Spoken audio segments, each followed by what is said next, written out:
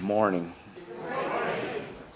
Now I know what Marcia talks about when she says, "Good morning, beautiful people." So, look good from her. Thank you all for being here today on this day after Valentine's Day, the holiday of love. I'm pleased to say at 68 years old, I feel that First Spiritual Science Church is my home. I had a very long journey through the valley of the angry atheist. I surprised myself last year. I missed a few Sundays for various reasons, and I found that I really missed being here. The old Ralphie was shaking his head at me. So today I'm going to take you on a journey of my personal growth of coming to understand love for all. I grew up in a white working class neighborhood in South Denver. I learned later in life that it was a controlled neighborhood. It was a redlined neighborhood. It's a long explanation of how that is accomplished, but we'll save that for another day. Basically, boundaries were established where only white heterosexual families were allowed to buy houses. I guess it was an attempt to live life like all the families portrayed on TV shows of the times, an illusion of normal America. My parents were both strong, independent individuals. My mom went to church every Sunday. Her father was a pastor in Iowa. My dad went out in the backyard and laid in the sun and worshiped the sun gods. Knowing what I know now, he was meditating. I was required to be confirmed in my mom's church, at which time I could make my own decisions. This was the height of the Vietnam War, and all I saw in church was hypocrisy. This was also the time when John Lennon released the song Imagine. When I heard the words, "No hell below us, and above us only sky," I came to believe there was no God. We're on our own. This is all there is. We decide if we live in heaven or hell, and it's right here, right now. I was an atheist. My concept of love had a shaky foundation. So here I am in my early teens. Here I am in my early teens, and what I had been taught of love. A loving relationship only exists between a man and a woman. Now I'm learning that people are having gay and lesbian relationships. The singer Lou Reed introduced in 1972, "Take a Walk on the Wild Side." This was my first introduction on what being transgender was.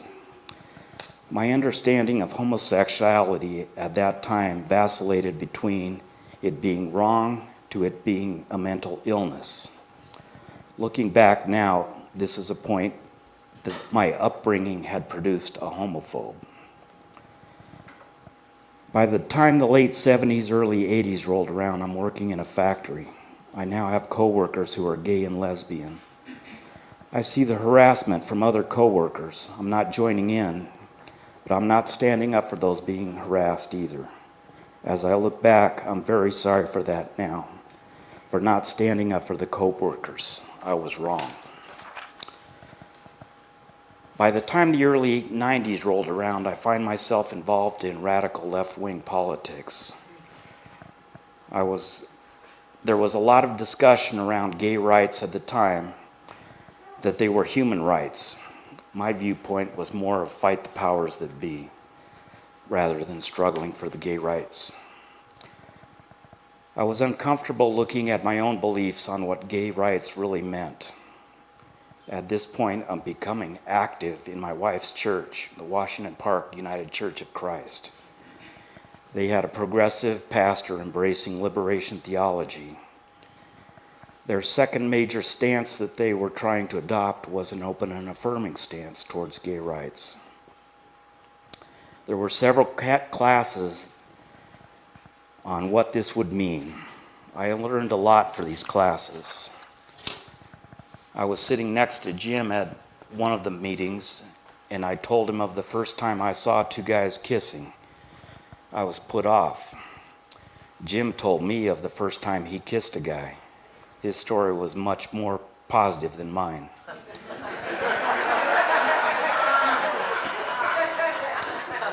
I imagined what a big step that was for him on so many levels. In another meeting, my mother-in-law learned that her friend Don, who she had known for years, was gay. Her response when she learned that was, "Well, I already love him. I'm not going to change that now." My mother-in-law showed me how change happens in an instant. I also met Miriam, who was in the process of becoming Malcolm. Malcolm was the first transgender friend I had.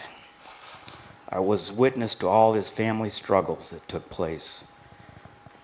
My illusion of what love was and what love could be was changing. I learned that open and affirming is a fluid stance. Open is just the first door, and affirming comes from a greater and greater acceptance. I learned that love doesn't have rules or limitations that can be set by anyone. Love is a gift from Source, period. I was getting a glimpse of unconditional love. Part of the Washington Park United Church of Christ stance in outreach was to participate in the Denver Pride Fest parade. This was the beginning of so much growth for me that has continued for more than 25 years. In the beginning, I was reluctant to join the parade. There is a part of my ego that is controlled by what others think of me. I was afraid that if someone I knew saw me, they would think I was gay. At this point, I'm a long way from affirming. In the beginning, I participated to stand up against the fundamental Christian right. If they were going to disrupt the parade, there would be a challenge. Years later, I would learn how much work the parade organizers and the Denver Police Department worked together to make sure each parade is a safe event. Denver's parade is the 7th largest in the country. I don't ever remember an incident that wasn't quickly addressed. Each year I participated, I was motivated with different intentions. There were years that I joined out of a penance for my past behaviors. There was a year I joined to support a friend who had just transitioned from female to male. I walked to support friends who had been disowned by their families. I walked to honor couples that had been together for decades, who had endured the years of humiliation and fear of others for having their status made public, in some cases announced in a newspaper as a means of shaming. However, there were a few years I walked because I'd participated for so many years that I felt obligated to continue. That's not a good reason, I might add. I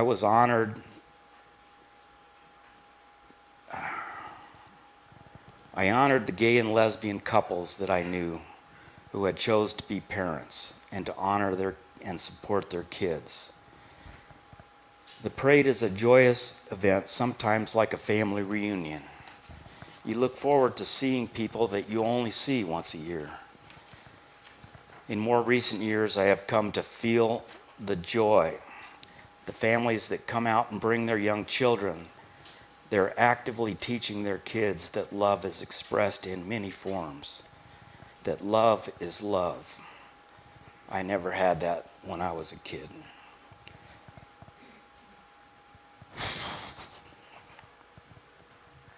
Last year, after the parade, I had to go to Home Depot for something. I still had my Pride t-shirt on, and the checker gave me a big hug and a thank you for participating. She was an adult now, child of 2 fathers. She remembered all the struggles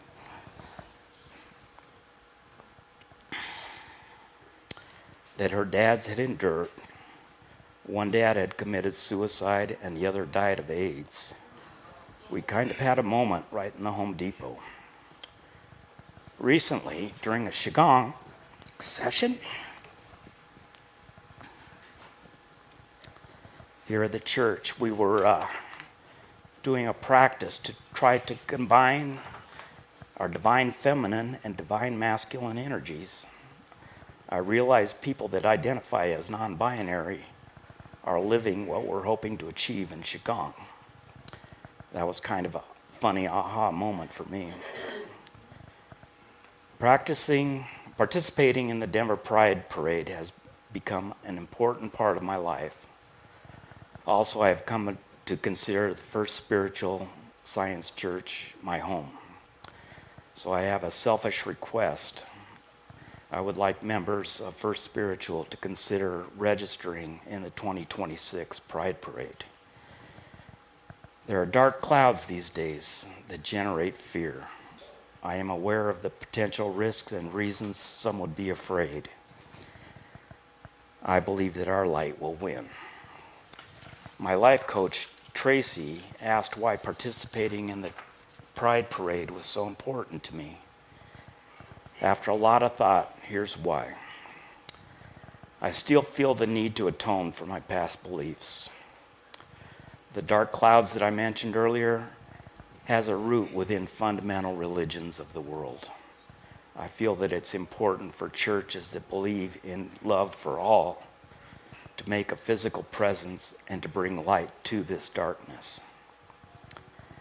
As a white man, I am often ashamed and embarrassed of the hate that comes from so many other white males. I feel the need to meet that with light. Every year has been a new learning experience for me in some ways. Every year I have an enjoyable time. I love the creativity in all the costumes and floats. I love to see all the business and nonprofits that come out to show their support. That gives me hope. I love to see the smiles on all the people's faces, young and old alike. The main reason over the last 25 years I have joined alongside, in the last 25 years, I have joined alongside many organizations. Washington Park United Church of Christ was the first with my wife. Big Brothers, Big Sisters, Boys and Girls Club of Denver, and the Jewish Community Center all have been with my daughter. I've also participated with Mile High Church. This year, I would like to participate with my home church, First Spiritual. Thank you so much for letting me speak. In closing, I would kind of like us to reread the statement of joy.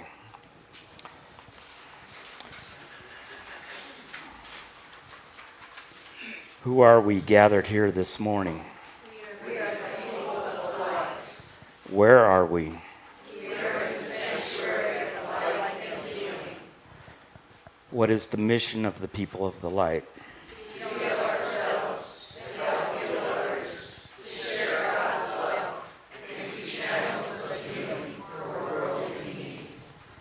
In the Creator's light and love, serve in joy and peace. Thank you.